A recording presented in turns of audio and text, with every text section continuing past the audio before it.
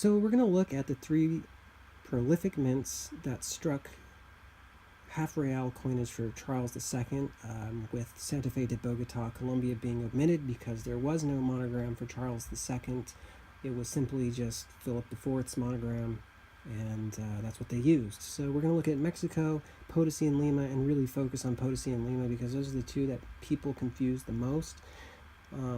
But I'm going to start with Mexico Mint because this gets confused every once in a while with some of the late issue Potosi Mint Charles III coinage, and I'm going to show you how to quickly figure out that that is Mexico versus Potosi. Wouldn't be Lima, so we wouldn't need to confuse it, but in case you might not know any of these, I'm just going to break it all down as quickly as possible. So this is a Mexico Mint, Charles II monogram. We have a C, an A, an R, and we have this R that kind of runs down this leg here, and an L. The thing that's most notable on most of these is that it looks like it reads the word car, like you're driving a car. There's typically a little S inside the letter C. You can see here on this piece. Move that one like that. C-A-R.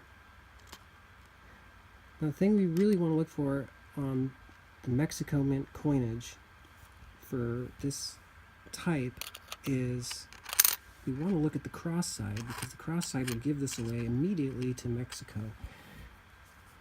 Now, on all Mexico Mint coinage with the shield and cross design, the cross is what is known as a Florenzata cross, meaning that the cross ends in two round globes.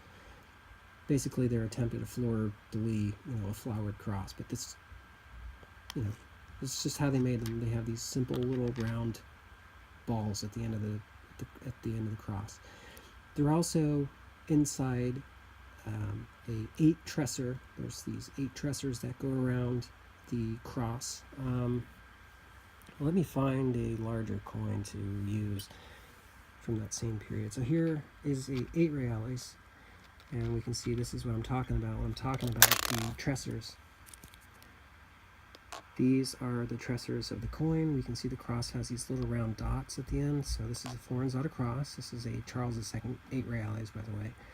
Assayer L. And when we go back to the Mexico Mint coinage, there's only 2 assayers that struck coins for Charles II. That would have been G and L.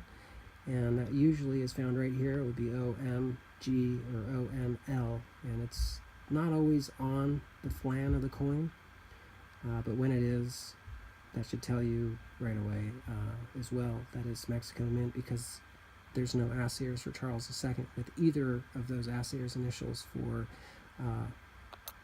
the Potosi or Lima Mint. Plus, the Potosi and Lima Mint half reales of Charles II do not feature any assayer mark at all, with the exception of the very last 1701 Lima Mint does feature an H, an L and an H. So let's move these guys out of the way because I think that covers that pretty much. So Lima Mint reopened 1684 and was striking coinage in 1684. So if you have a half real that looks like this with a date earlier than 1684, like this 1672, that should tell you right away that it's the Potosi Mint. But I'm going to make it a little easier. There's 2 things, and this is what kind of drives me nuts sometimes, is that people don't pay attention to the little things on the coins that differentiate the mints. Right away, when I look at these coins, there's these 3 things that are standing out to me, telling me that these are different mints. If you haven't noticed them yet, I will, as I'm going to anyway, just point them out. So on the Lima Mint coinage, the letter C in the Charles II monogram always wraps around the A, arches up to that horizontal bar in the A. You can see that on both specimens here. There's a 1685 and a 1694, by the way.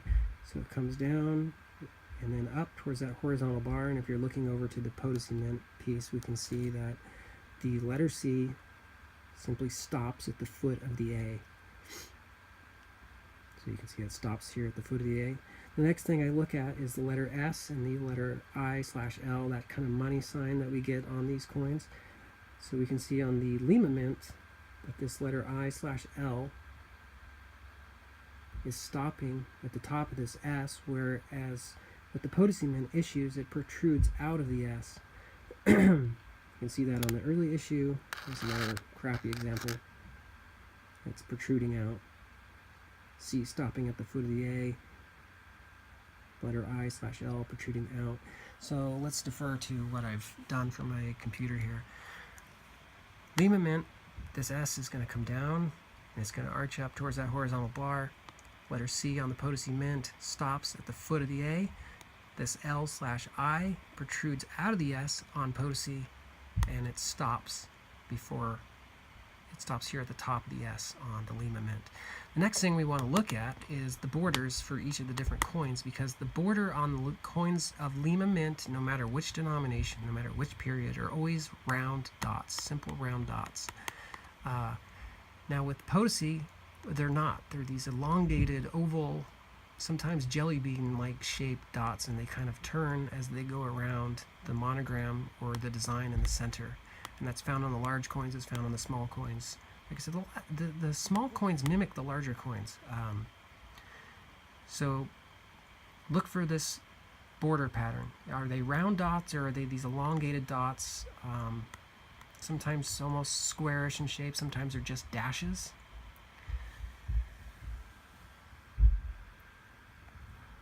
That's the neighbors jumping around. It's a really nice Mexican family with these crazy little kids that just hop around all day long, and I can actually hear it in my house. It's that loud. So if you're hearing that, that's what that is. So here we are looking at the Lima mint. See, we have these round dots, and even though it's just barely there, we have these elongated dots on the Potosi mint. Elongated dots, round dots. So that right there should tell you that when you look at these monograms, these two are Lima, this is Potosi, that's Potosi, that's Potosi.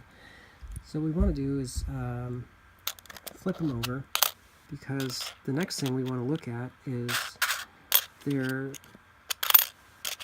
lion and castles and their cross design. Now most coins from Potosi after 1680 will have a date underneath the cross, and Lima does not. So that's one thing we can look for, especially if we can see the bottom of the cross, is there's not going to be a date underneath the cross on the Lima mint issue. So again, we have the round dots. Now the thing that I like to note with the Lima mint is that the lions look like bears. They're very nicely made, they're bigger, they're more bear-like, whereas the lions on Potosi are more squirrel-like. The castles have that typical Lima mint style where they have the three towers on the top, they have two round windows, and that kind of sad, frowny face. So you can see the different, we can see the similarities here in the three different dates. That same style, I know it's not super visible here, but luckily I have a drawing, so we'll defer to that. So round windows, that's frowny face style. Three towers, these more bear-like lions, again round border. And with the Potosi mint, we have these squirrel-like lions, and we have these what I kind of call like these droids, R2D2 style castles, where they have four windows, and the windows are square. And sometimes we'll have these like little antennas, on the sides. Just depends. The cross itself is typically skinny. It's not as well executed, whereas the Lima cross is always a bit thicker and more, it's executed a lot nicer. And now with Potosi, will be a date here. There will not be a date, but in most cases there is going to be a date, and it'll be a 2-digit date here. I don't know if any of the second date is visible online or not. This particular one, this one is Potosi. You can see it's a bit earlier, so we already know that this is Potosi, but there's no date on this. And I'm guessing you're probably asking the question, well, these earlier Potosi pieces, they don't have that date under the cross, whereas the later Lima issues have no date either. Look for the borders. Are they round dots? They're always going to be elongated dots on Potosi. And like I said, the style of the monogram, having this protruding I/L where it does not have it on the Lima Mint issues. Keep that in mind. If you want a copy of that, I have that on the Facebook group, by the way.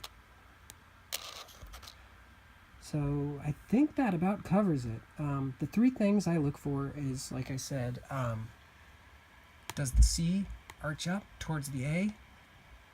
Does the I/L protrude out of the S? And are the borders, is the borders front and back, is it round dots? If it does, if it does not protrude, has that arching C, it's Lima. If it stops short at the foot of the A, and this is protruding out of the S, then it's Potosi. The later issue, Lima, has this C that kind of connects to this right vertical line of the A, but still the same kind of thing. It's just more condensed because they added these 3 dots, and then in 1701 they put in an L and they put in an H for the Assayer. And then also, one thing I should have mentioned too is that sometimes the Potosi mint will have this pomegranate instead of a dot over the monogram. So sometimes it's decorated with that pomegranate. Okay, that's it. Hopefully that helps. I hope that helps you guys figure out the difference between Lima and Potosi mint half reals, and as well as the Mexico mint, because they're actually not that hard to tell apart. You just got to look for the little key elements of the coins to tell the difference. So that's about it. One last final look there. Oh, you know what I should know? I don't know if I noted it or not. I'm actually really tired. I apologize. I'm sure I'm the most boring YouTuber in the world, but on this side it will say Lima, or it will also say Potosi. So if it's visible, that's also going to tell you right away which mint it is. They don't often show up, but on this particular piece we can actually see the L, I, and the M for Lima. And on Potosi it would be, Potosi. So you might see a P, an O, or a T, and that actually may appear on either side of the coin. Most likely it's going to be on the side with the monogram, but it just depends.